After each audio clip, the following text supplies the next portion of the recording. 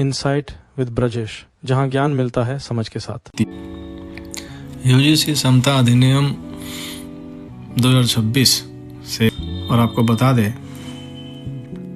अगर आपको कुछ सुधार चाहिए ही, अगर रियल में वास्तविक रूप से अगर सामान्य वर्ग के लिए आपको कुछ सुधार करना है, अपने बच्चों के लिए कुछ सुधार करवाना है, तो सिंपल सा है कि आप अपनी एनर्जी को सही डायरेक्शन में सही तरीके से उसे मोड़ कर दिखाएं। और ऐसे सिर्फ सामान्य वर्ग नहीं, SC, ST, OBC सभी के लिए फायदेमंद होगा। सिंपल सी बात है, एजुकेशन सिस्टम का प्राइवेटाइजेशन बंद कर दो। है, चलिए इस आंदोलन में मैं भी साथ देता हूँ आप सबका। प्राइवेटाइजेशन, एजुकेशन में प्राइवेटाइजेशन बंद करिए और फिर देखिए सबकी भलाई होगी। लेकिन नहीं, ऐसा नहीं करेंगे। आपको याद हो, पप्पू यादव जी ने, जो बिहार के हैं, पूर्णिया के, याद है, भूल गए?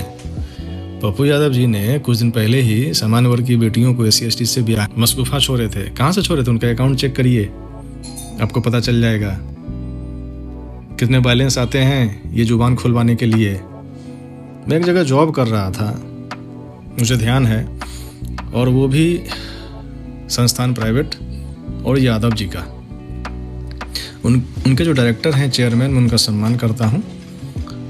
उन्हीं के थ्रू मेरे जेहन में ये बस गई। उन्होंने कहा था कि ब्रजेश जी, पूरे इंसान के शरीर में 2 अंग ऐसे होते हैं जिनमें हड्डी नहीं होती, एक जुबान और दूसरा कमर के नीचे, जिससे हम लोग जन्म लेते हैं। और ये दोनों बड़ी खतरनाक होते हैं। ये जुबान कुछ से कुछ करवा दे और कमर के नीचे का आपको चरित्र का प्रमाण सर्टिफिकेट दे दे, और इन दोनों को नियंत्रण में रखना बहुत जरूरी है। पप्पू जी ने अपनी जुबान स्लिप की, क्या कर लिया? वो एक तरीका था सामान्य वर्ग के बच्चों को फिर से फैंसी ड्रेस, पाग साफा पहन कर रोड पर लाने का, ताकि जो देश में, विदेशों में, जो इंटरनेशनल स्तर पे जो ट्रेजेडी हो रहे हैं, ये अन्य देशों में, भारत के जो बॉर्डर से लगे हुए जो पाकिस्तान, बांग्लादेश है, इन सब देशों में जो जिन जीत जिसको बोला जाता है, ये लोग जो रोड पर उतरे, लेकिन भारत के स्टूडेंट्स और भारत के युवा अभी तक रोड पे, सड़कों पे क्यों नहीं आए? इसके पीछे एक रीजन था। किया जा रहा है कि किसी तरह रोड पर आए, लेकिन नहीं आएंगे, है ना। नेपाल में आपने देख लिया, पाकिस्तान में देख लिया, ईरान में देख लिया आपने, बांग्लादेश में देख लिया आपने। भारत क्यों नहीं हो रहा है? तो करिए, आइए रोड पे, दिखा दीजिए विश्व को अपनी ज्ञान कि हम भी वैसे ही लोगों में से हैं। हम पाकिस्तान, बांग्लादेश और ईरान और भारत में कोई अंतर नहीं रह गया। कहाँ गया बुद्धि? अरे जहाँ सुधार करना है सुधार करवाइए। हाँ, ये जो अभी अधिसूचना दी गई है, ये कोई नया नहीं है, इसमें संशोधन किया गया। मैं तो यूनिवर्सिटी में काम किया हूँ भी, झेल रहा हूँ। मेरे साथ तो खुद ही कहा गया कि आज समय आ गया कि ब्राह्मण और राजपूत हमारे पैर छू के प्रणाम करते हैं। मुझे तो बहुत खराब लगा उस टाइम पे कि मैं किसी अगर OBC वर्ग के व्यक्ति को अगर मैं पैर छू के प्रणाम कर रहा हूँ, तो मैं एज ए गार्जियन और बड़े होने के सम्मान के नाते मैं उनका पैर छू रहा हूँ। लेकिन उनका था कि जबकि उनके पिताजी इंस्पेक्टर, कोई ऐसा नहीं कि उनको शोषण किया गया हो, फिर भी वो शिक्षा जो दिमाग में ठूंस ठूंस कर भरी जाती है इन नेताओं के द्वारा, जैसा कि पप्पू यादव जी और महाराष्ट्र के एक मंत्री, उन्हों के द्वारा भी कहा गया। तो ये तो दिमाग उनको वॉश करना है, उनको साफ करना है, वहाँ पे ध्यान नहीं देंगे। हाँ, अब रहा बात कि इसमें जो कमेटी है, उस कमेटी में SC, ST, महिला, OBC, इन लोगों को रखा गया है। सामान्य वर्ग ऑटोमेटिक उसमें होते हैं, लेकिन हाँ, इसका फ़ायदा उठाया गया इन मीडिया वालों ने। वहाँ पे आपको लगता है तो आप इसके लिए एक रीट दायर कर सुप्रीम कोर्ट में दीजिए, दिलवाइए संगठन के माध्यम से कि ऑब्लिक SC, ST, OBC, महिला ऑब्लिक सामान्य वर्ग ऐसा कर दे। एक बार देख लेना, वही हिट पॉइंट है कि संगठन प्रमुख। अब गवर्नमेंट सेक्टर में क्या है, संगठन प्रमुख तो वाइस चांसलर होते हैं, उसके ऊपर राज्यपाल होते हैं। कई स्टेटों ने तो राज्यपाल का वैल्यू ही ख़त्म कर दिया एजुकेशन सेक्टर में। तो चलिए प्राइवेट में आते हैं। प्राइवेट में भी वाइस चांसलर का कुछ रोल नहीं होता। जो होता है उनके जो चेयरमैन जो होते हैं, ओनर होते हैं प्राइवेट संस्थान के, वही मेन होते हैं। वो वीसी को बोलते हैं यहाँ करो वहाँ करो, सिग्नेचर करो, वही वीसी को करना ही करना है। तो अननेसेसरी जो संस्थान प्रमुख में जो वाइस चांसलर का जो रोल अदा किया गया है कि वीसी इसके जिम्मेवार होंगे, तो वहाँ पे एक ऑब्लिक लगाना चाहिए था कि संस्थान के प्रमुख की जगह पर वाइस चांसलर ही सिर्फ ना मान करके चेयरपर्सन जो चेयरमैन होंगे उनको भी शामिल करना चाहिए था। हालांकि ये सब स्वतः माने जाएंगे। सुप्रीम कोर्ट कानून अंधा नहीं होता। अगर कुछ गलतियां होती है तो वीसी साहब नपे जाएंगे, ऐसी बात नहीं है, वो चेयरमैन भी जाएंगे। लेकिन हाँ, लगा देने से क्या होता है, ऑब्लिक लगा देने से जो अभी जो अननेसेसरी यूथ का जो एनर्जी इधर वेस्टेज जा रहा है, वो वेस्टेज नहीं चाहता, वो दिग्भ्रमित नहीं होता। यही सब कुछ खामियां हैं और मुझे लगता है ये खामियां जानबूझ करके बरकरार रखने के लिए किया जाता है ताकि लोग अपना समय बर्बाद करें। कानून में संशोधन तो बहुत जरूरी है लैंग्वेज में, और इसका सीधा सा है कि इंग्लिश और हिंदी के चक्कर में लोग कन्फ्यूज होते हैं और कुछ बातें हैं कानून में जो पूरा स्ट्रेट नहीं लिखा जाता होते हैं, उनके स्वविवेक पे होता है, वही कानून है। खैर, मैं आपको कुछ पॉइंट कि जाति आधारित भेदभाव का अर्थ जातियों, अनुसूचित जनजातियों एवं अन्य पिछड़ा वर्गों के सदस्यों के विरुद्ध केवल जाति या जनजाति के आधार पर भेदभाव है। सामान्य वर्ग का आप चाह रहे थे, सामान्य वर्ग का इसमें नाम आ जाए, लेकिन नहीं है, ऐसा कोई प्रावधान अंबेडकर जी के समय से ही नहीं है। सामान्य वर्ग का उसमें नाम नहीं आएगा, या तो ये हटेगा, अब उसमें नाम डलवा के भी आप क्या करेंगे, बेहतर है कि हटा देना, ख़त्म कर देना। ख़त्म तो होगा नहीं जब तक इक्वलिटी नहीं आएगी। शोषण तो अब सामान्य वर्ग भी हो रहा है, मेरे साथ तो शोषण हुआ। मुझे तो कहा गया कि अब राजपूत ब्राह्मण पैर छू के प्रणाम करते हैं, तो बड़े गर्व की बात है। तो मैं तो मेंटली बड़ा टॉर्चर हुआ। मैं तो बोला कि मेरी क्या गलती है कि मैं अगर राजपूत जाति से पैदा लिया, तो ये मुझे कहना पड़ा। सोचिए मेरे साथ क्या बीता होगा। और मैंने कंप्लेन भी नहीं किया कहीं, लेकिन अब मौका मिल रहा है कि एक संस्थान के शिक्षक भी कंप्लेन करेंगे अपनी बातों को गोपनीय रखकर, और इसमें सब को नपे जाएंगे, चाहे वो संस्थान के प्रमुख ही क्यों ना हो। तो इन सब पर फोकस करिए।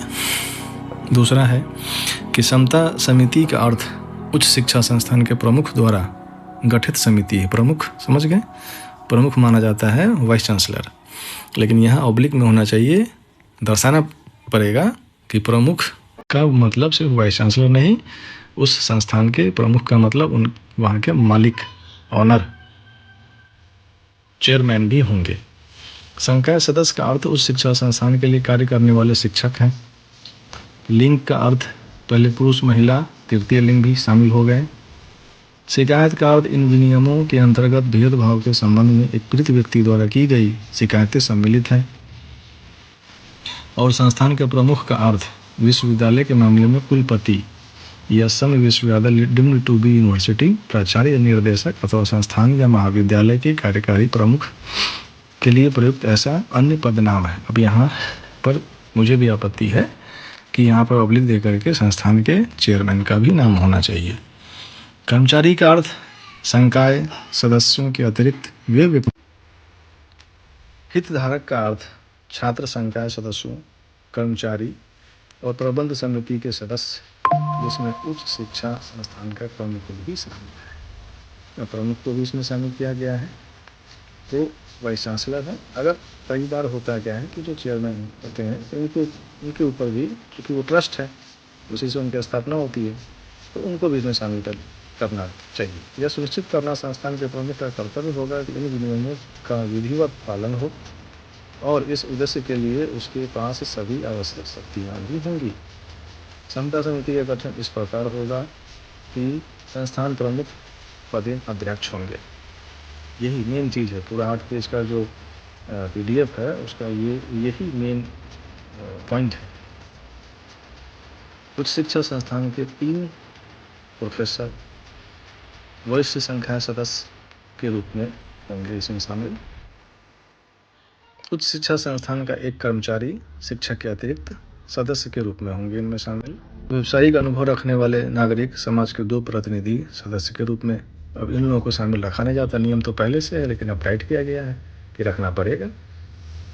2 छात्र प्रतिनिधि जिनका नामांकन शैक्षणिक योग्यता, खेलों में उत्कृष्टता, सह पाठ्यक्रम गतिविधियों में प्रदर्शन के आधार पर किया जाएगा, विशेष आमंत्रित के रूप में। ये सब था लेकिन चल नहीं रहा था, तो इसमें हवा देने के लिए, इस कानून को हवा देने के लिए एक अमेंडमेंट करके लाया गया ताकि लोगों की नज़र में जाए। समान अवसर केंद्र का समन्वयक पदेन सदस्य सचिव के रूप में कार्य करेगा।